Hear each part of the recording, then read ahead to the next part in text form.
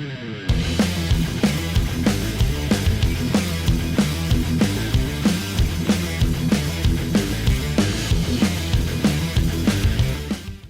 name is Mika with WSOU. I'm here with Imminence.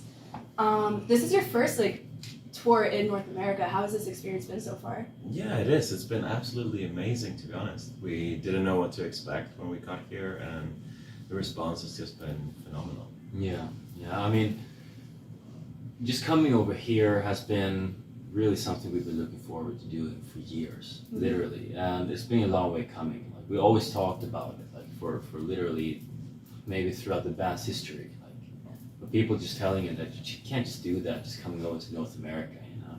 You gotta do the grind and start off small and whatever, but we decided to do it and here we are. Yeah, you guys have been around for a while, yeah? Yeah. We've been a band for, I think it's 13 years now since we started Imminence. How do you think your sound has progressed since releasing and releasing your most recent record? I mean, it's progressed a lot, I would say, over the years. We always try to, develop ourselves, develop our sound, and for each record we try to bring something new to the table. Mm-hmm. Well, I think I like to put it in the way that we learn how to write songs as we did it. You know, it's not like we went into it like a background in music. I mean, we were pretty young when we started the band. Like, we were kids, right? And so we tried to put some songs together and write music without really knowing how to, you know. So I think we learned while doing it and also finding our own identity by doing so. So I think for sure, like now we come to a point where we really feel like we kind of know what our strengths are, actually. And I think we use them pretty well. So none of you guys have any formal training in music? Well, I play violin since I was 5, so I have classical training, but it's not a composition or any of that. It's just reading sheets and playing, basically. Yeah, and you guys, I think that's something that really sets you guys apart about a lot of other metal in the scene right now. Is there anything else that you think really sets you apart from other bands that are kind of up and coming right now? That we are from Sweden, maybe. I mean, honestly, with that I mean not just geographically that we are from Sweden, but I think maybe we are, culturally, it's a bit different up there in Scandinavia compared to how things are here in the United States or North America in general, or even down in Europe. I think we come from a different background, have different influences, maybe.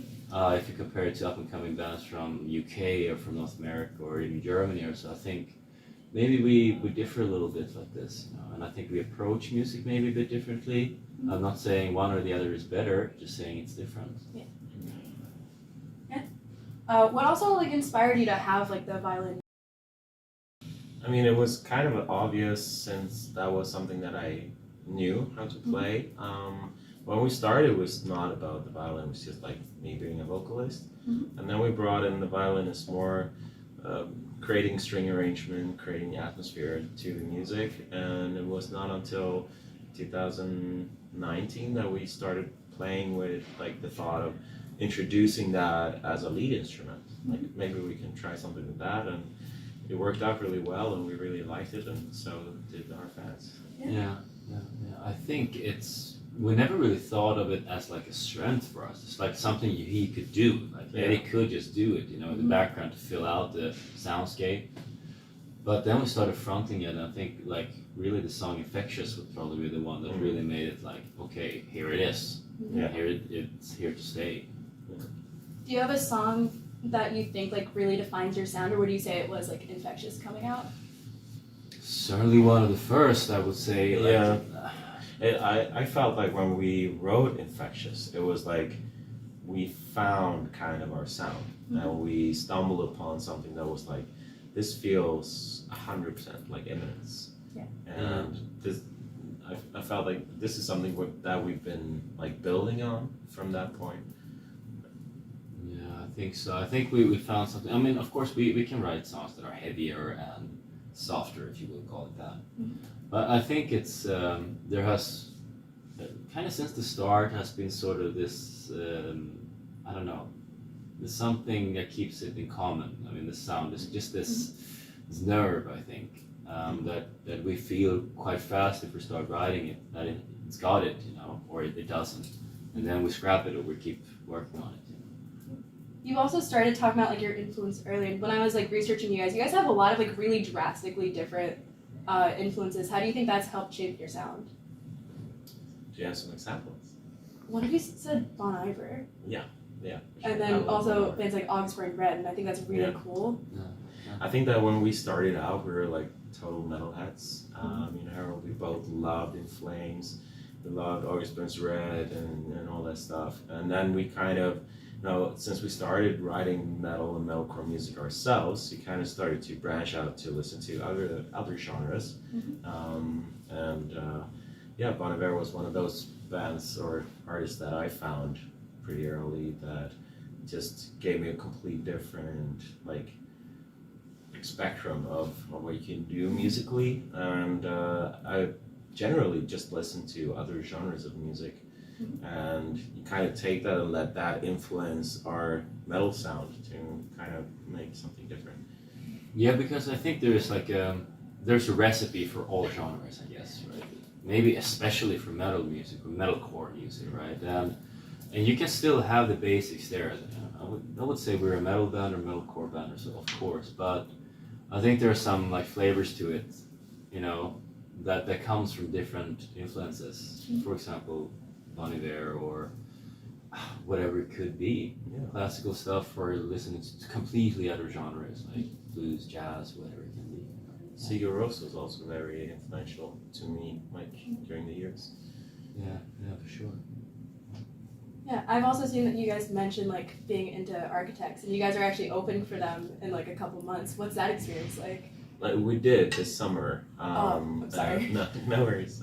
We played with them on a Was show an they outdoor did. show. Yeah, outdoor show in between like festivals. I think it was great. You know, it's someone you also like look up to, and it was great to play with them. Sure. Yeah, of course. We've been fortunate enough for having this thing happening to us. Like, I mean, they happened with architects, which was great. Almost exactly 1 year ago, we were out with In Flames, toured with In Flames in Europe. And obviously coming from Sweden, this was like growing up and having In Flames like at their peak. I mean, they were so huge to us, really. I mean, it was like the biggest thing we could like imagine. It was In Flames, really. And obviously huge inspiration for both of us. So this tour was incredible to do, you know, to have this recognition, you know, and saying that, hey, we really like you guys, you want to come on tour? And that was fantastic. It was like our holy grail. Yeah, Like, it was. even though they were not the biggest band in the world when we found them, but for us, they were like the biggest band on the planet. Yeah, definitely. Do you have any like, I guess, dream lineups that you'd like want to be a part of? It's of course there are like festivals and so that you would like to see yourself on. I mean, all the big names and having your band being one of them, right? But at that point, I don't know, like, for me personally, I think if there was ever a band, when I got that question, like, is there ever a band or an act you'd like to tour with? It would be like, yeah, In Flames. You know, honestly. Yeah, really. I think that, like, for us, it's just a dream to be out here and do this, like, on our own merits and be the headliner. I think that's the most enjoyable thing for us. And in terms of, like, dream packages, I would say it's more like fulfilling your childhood dreams and playing with your heroes. And we did In Flames. I would love to play with August Burns Red one day. Yeah, just I to would have it also like be, as like, a... it's all about like that full circle thing, and you know the other band would be like Linkin Park, but yeah, unfortunately I don't think that's gonna have it. Yeah. It's kind of shifting gears a little bit. Something else that I think is really unique about your band is you put out so many acoustic versions of your songs. What inspired you guys to start doing that? It kind of did we start to play before we started writing acoustic? I can't remember which started. I think it was just an idea that we had. Like we wanted to try to just drop, not even release, just to try to make an acoustic version of something from the I album, like the very first one we released. Because that album was just very chaotic, very heavy, and we wanted to try to look at like the polar opposite of it. And then it turned out so well, and then the song changed so much, so we actually decided to change the name of it. So we made an acoustic version of a song called Last Legs, and then we renamed it into A Mark My Soul. Yeah. Because like it just came out a completely different meaning, you know. It was something else that just grew out of all that, and I think that kind of opened the door for us and to discover what can we else do, like more acoustic versions and reimagined versions, if you will. And then we kind of like when we started touring Europe, we did like completely DIY tours where Harold booked all the shows, and sometimes we would do like pit stops just to like fill out our tours. Like we would go to a bar or somewhere, maybe we could get free food from playing an acoustic set, so it was kind of just like making a way and helping a little bit on the tour. And we realized like a lot of people enjoyed that, our fans enjoyed that, even if it was very small at that point. But it was always something we loved to do. Like if you take on an album and you write a full album, you kind of feel drained after you're done because you spend so much time and creativity into this project. So you kind of just want to have a little bit of a rest before you give it another go. And then the acoustic was just like a breath of new life for us, where we could be creative in a completely different way and still feel very creative, even though we're not writing a new album. And I think that's just how it continued. Like we love to do that. We did our first like real acoustic tour in Germany last year in these like beautiful church venues, like old churches that they remade into venues, and just it was an incredible experience. So Yeah. How did you choose which songs you wanted to make acoustic?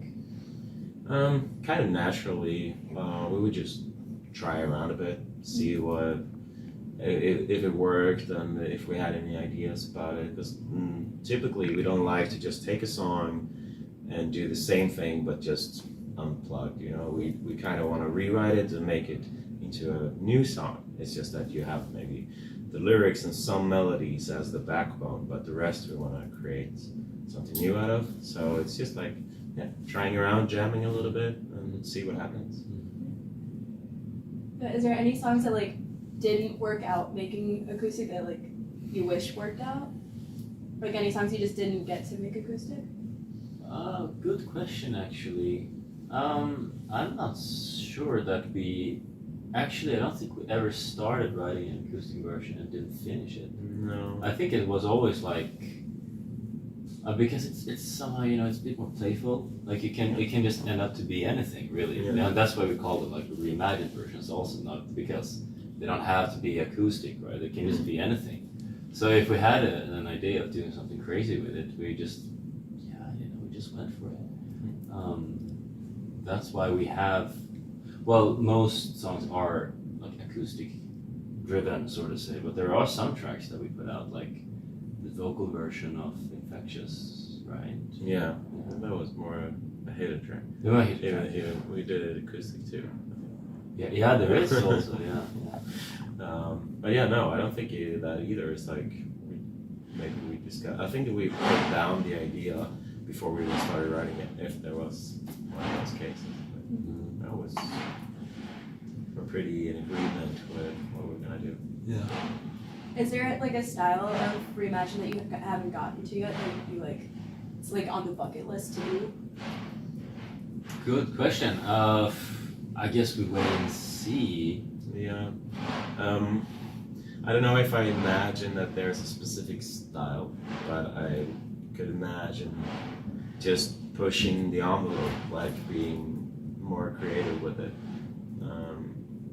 Yeah, maybe involving more elements that we have been kind of, incorporating, like more string arrangement, like so that because that's how we did the acoustic tour, right? We had acoustic versions, and then there were more string arrangements written for it.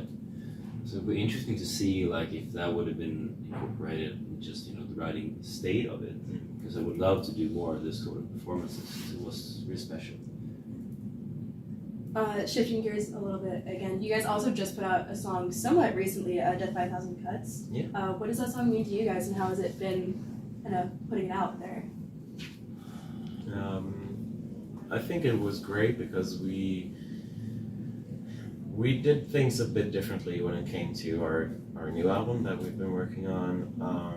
Normally we finish an entire album and then we decide which ones are the singles, and this time around we just started writing and just instantly felt like, yeah, this we're gonna put out as a single, and just so we put out these songs or wrote these songs before the album was finished. And I loved like the direction that we've been taking with this album and going into a darker and heavier place, and that's the reason why I also really love Death by a Thousand Cuts, is because it's such a nice contrast in terms of heaviness, if you will, and it just gives a different like layer to the album and what we've been putting out. Yeah, I think it was the perfect single to follow up what we've done so far, because this sort of really followed the theme, and this one is sort of related to that as well, but it's just not the same recipe over and over again. I think that's really important, especially if you are sort of like in a cycle, right? Yeah. You want to break the concept a little bit, but still maintaining within sort of the frames of what you're doing. Yeah. I think it did just that, and it was perfect to release it just before the tour, because we play it every night, and people they already know the words and reacting so well to it. So I think that we're also not like a one-trick pony, so it's great to be able to like showcase a bit of what we're able to do as a band. Is there a song that you guys are like really excited to play tonight, like specifically, or? It's not, but maybe not. For me, it's not about like a specific song in a set. I think it's the overall experience. Like we're doing the full set and just interacting with the fans, and that's what's meaningful to me at least. And I agree, but there is of course something a bit special to it, like when you're playing a really old song. Like we have a song called "The Sickness" that we played live even before it was released. We played all kinds of places in Europe, like what the worst you can imagine, really. And "The Sickness" was a song that we started playing it live, and people used to come up afterwards. It was like, I don't know, 5 people in the crowd or something. And they were like, wow, that was a really good track. And it kind of followed you all that way, and now we're here in New York City on our first North American tour, and it's still with us. So it's 8 years. Yeah, it's pretty cool, right? I mean, I don't know. Yeah, is there any advice or like anything you wish you could have told yourselves like when you first started the band? Wow. Don't sign too many deals. Don't sign too many deals.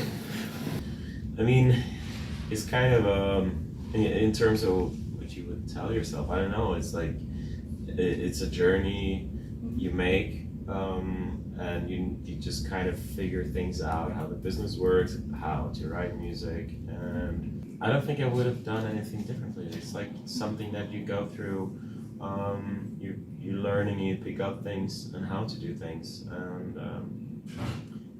I guess that's the way it goes. You cannot regret too much. You need to look ahead and just learn from your mistakes or what you will and your experiences. Well, what I would probably tell myself and the band would be to like, don't restrain yourself so much. Don't try to make like an idea of what you would like to be, or how you think it should be, or how you think it should sound like or look like or whatever. I really think that just I would advise myself to be more open-minded, and just being yourself, or whatever you want to call it, at an earlier state, and just work with your intuition a little bit more, and discover through that.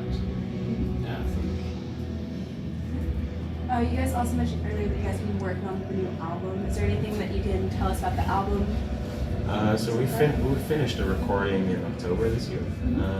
Right now it's being mixed and mastered, and we're looking to release it in the spring of next year.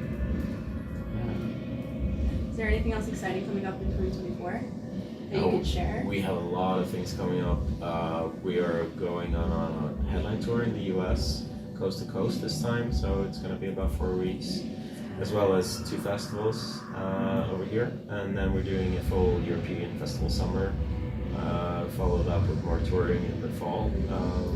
So You guys are going to be busy. yeah, it's going to be a busy year. Yes. Yeah, is there anything else that you guys wanted to add? No, we're just super excited to be here in New York City for the first time. You know, we're supposed to play in Brooklyn to begin with, and then we got upgraded here to the Urban Plaza. It feels amazing, this whole tour, the whole experience, and all the support we got over here in North America, so couldn't be happier. Wait, isn't the entire tour upgraded or like added shows, Yeah. sold out? How has that been? That's gotta be crazy. It was for us it was kind of a risk, because, you know, people told us that you shouldn't just go over here by yourself. You need to, you know, work for it. You need to do the right support slots, whatever, before you can headline in the States. And we've always been like a DIY band from the beginning. And at one point we just kind of got fed up and decided to, let's try it. Like, let's book a week in the US and yeah, kind of see what happens, you know. And when the tickets got on sale, and it was like, I think it was sold out in less than 48 hours. And we were, I mean, in small places, but still, we were shocked, and we were just like, okay, let's go, let's upgrade this and see what happens. Of course, I mean, it's exceeding, or has exceeded, all our expectations that we could ever imagine. Like, we didn't know what to expect coming over. Literally had no idea. Even if people are writing and commenting on your posts and so on, saying, yeah, come to North America, come to this city or that city, and so especially the country being so huge, and we're only covering just such a small part of it, and it's still, you know, we have this amazing feedback. So, I mean, thank you, really, everyone listening to this and supporting the band. You guys also, you just mentioned that you guys were like very DIY in the beginning of your like band. Could you talk more about that? Yeah, I mean, it was just like, we didn't really have anyone in our back, you know, when we started. We were just a small band from a small town in Sweden, and so we kind of just tried to make things happen for ourselves. Like, no one wanted to book us for a tour, so yeah, Harold did that, and, you know, we wanted to make music videos, but we couldn't afford it, so I was like, okay, I can do it. I've seen some guy, like our first video, we hired a guy to do it. It was also like very DIY with a small DSLR camera. I was like, that looks like something I could do too. So that's just like, okay, well, let's do that. And, you know, we did kind of everything with that mindset and approach that if no one's gonna make it happen, then we'll make it happen for ourselves. Yeah, and we kind of had just to learn all that. We had to learn also, I think by doing so, we discovered what our strengths are. And I think we developed something that was very on brand for ourselves. Like, everything we do, I think people that enjoy Imminence and follow Imminence, they kind of feel that, you know, this comes from the band, it comes through the band. And I think really up until quite recently, it has really been like that. It's always been kind of, you know, just through us. I mean, we didn't really, we never had like big coverage in big medias or so. We were never like given big support slots. So we were among big support. We were just, you know, last year with the Flames and so on. I mean, just recently, maybe in the last year, is when we started doing like big festivals and so, like with nice slots. And before that, it was always just releasing our music and then working with our fan base, playing in front of our audience on our own tours, and really just doing our own thing. And we will always do that, you know, we'll always do that. But it's great to see that things are starting to pick up a little bit. Do you still do all that stuff like on your own, or? So no, not at this point. Like, now we have a booking agency both in Europe and US. Since 2018, we started working with a director for like producing our videos and so. But like, we're we are still very heavily involved in every aspect and want to, you know, have control in everything that we do because it's very important for us how things are done when it comes to Imminence. Yeah, so when it comes to, for example, producing music, recording, we are helped by a producer that we're working with, but writing it, of course, we do it by ourselves. And when it comes to our own merchandise, it's completely taken care of by ourselves as well. And yeah, of course, we have partners helping us because it just gets to the point where it's too much for you to do on your own if you want to reach the next level, right? But we're still involved in everything, for sure. Is there anything else that you guys wanted to talk about that we haven't gotten to? Anything to add? Shout out? Well, as we said before, like to anyone listening or anyone that showed up to do this tour, listen to our band, supporting our band, thank you so much.